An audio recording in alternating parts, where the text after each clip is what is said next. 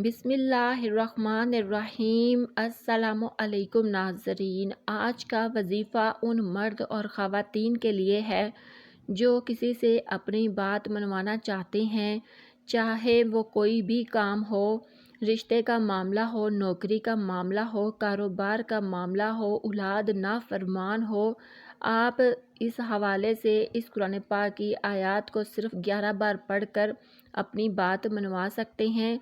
آپ کہیں پہ بچی یا بچے کا رشتہ کرنا چاہتے ہیں تو وہاں پر کوئی فرد اکڑ چکا ہے، آپ کی بات نہیں مانتا، رشتہ کرنے یا دینے کو تیار ہی نہیں ہے، تو آپ قرآن مجید کی اس آیات کو پڑھیں، انشاءاللہ اس میں بھی ہاں ہو جائے گی۔ کہیں پر آپ نوکری کرنا چاہتے ہیں اور نوکری ملنا ناگوار ہو چکا ہے تو آپ یہ عمل کریں، آپ کو بالکل اچھی نوکری مل جائے گی۔ یا آپ کسی دفتر میں کوئی کام کرتے ہیں تو کوئی افسر آپ کی بات نہیں مانتا یا کوئی بھی وہاں پر آپ کی بات نہیں مانتا، آپ کے ساتھ سختی سے پیش آتا ہے، تو بھی آپ یہ عمل کریں، انشاءاللہ آپ کی وہاں پر ہر طرح سے عزت فضائی کی جائے گی۔ یا آپ کسی کام کے حوالے سے کسی کے پاس جاتے ہیں، کسی سے اپنا کام کروانا چاہتے ہیں، کوئی بات منوانا چاہتے ہیں تو اگلا بندہ آپ کی بات سننے کو ہی تیار نہیں ہے، آپ کا کام کرنے کو تیار ہی نہیں ہے، آپ سے بات کرنا گوارا نہیں کرتا، تو آپ صرف یہ قرآن پاک کی آیات کو 11 مرتبہ پڑھ کر جائیں، انشاءاللہ وہ بندہ آپ کی اتنی عزت کرے گا، آپ کی ہر بات مانے گا۔ اس کے علاوہ اگر ماں باپ اپنی اولاد کی نافرمانی سے تنگ آ چکے ہیں، اولاد اپنے ماں باپ کی کوئی بات نہیں مانتی، تو پھر بھی آپ یہ اپنی اولاد کے لیے عمل کریں، یہ اولاد کے لیے بہترین آزمودہ عمل ہے، تو انشاءاللہ آپ کی اولاد آپ کے تابع دار ہو جائے گی۔ اگر بیوی اپنے شوہر کے لیے عمل کرے کہ اس کا شوہر اس کو گالیاں نکالتا ہے، اس کی بات نہیں مانتا، گھر میں جھگڑا کرتا ہے، اپنی بیوی بچوں سے محبت سے پیش نہیں آتا، اپنی بیوی کی بات ہی سننے کو تیار نہیں ہے، تو بھی بیوی اپنے شوہر کے لیے اس عمل کو کرے تو انشاءاللہ اس کا شوہر اس سے انتہا کی محبت کرے گا اور اس کی ہر بات بھی مانے گا۔ شوہر بھی اپنی بیوی کے لیے یہ عمل کر سکتا ہے۔ اس کے علاوہ کوئی بھی کام ہو، کسی بھی حوالے سے ہو، کسی سے آپ بات منوانا چاہتے ہیں، کوئی بھی ایسا رشتہ ہے جو آپ کی عزت نہیں کرتا، آپ کی بات نہیں مانتا، تو اس میں بھی آپ یہ عمل کر سکتے ہیں۔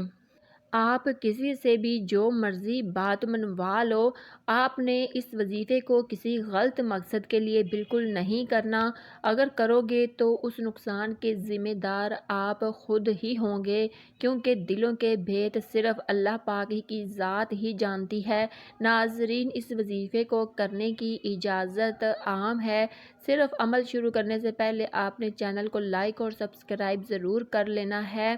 ناظرین، آئیے وظیفے کی طرف چلتے ہیں۔ وظیفہ کرنے سے پہلے آپ کو بتا دوں کہ اگر کسی بھی وظیفے کو پورے یقین اور دل کو صاف پاک رکھ کر کیا جائے تو تب ہی اس کا فائدہ ہوتا ہے، تو یہ آزمایا ہوا بار بار کا آزمودہ عمل ہے۔ تو آئیے چلتے ہیں، آپ نے آج کے اس وظیفے کی جانب آپ نے کسی بھی نماز پڑھنے کے بعد، یعنی کہ آپ 5 نمازوں میں سے کوئی بھی نماز پڑھتے ہیں تو اس کے بعد آپ نے پارہ نمبر سورۃ ہود کی آیت نمبر 56 کو آپ نے پڑھنا ہے،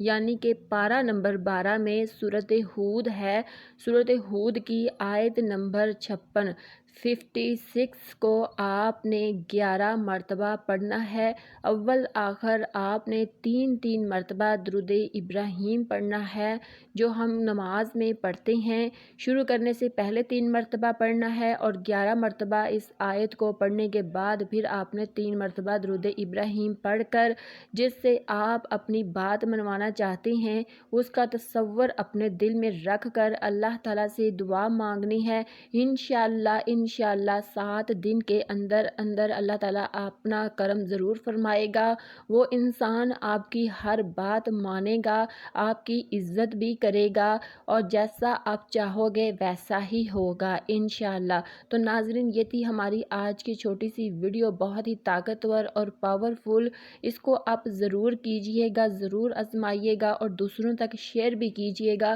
تاکہ دوسروں کا بھی بھلا ہو سکے اور ان کی دعاؤں سے مزید آپ کو فائدہ حاصل ہو سکے۔ اللہ حافظ۔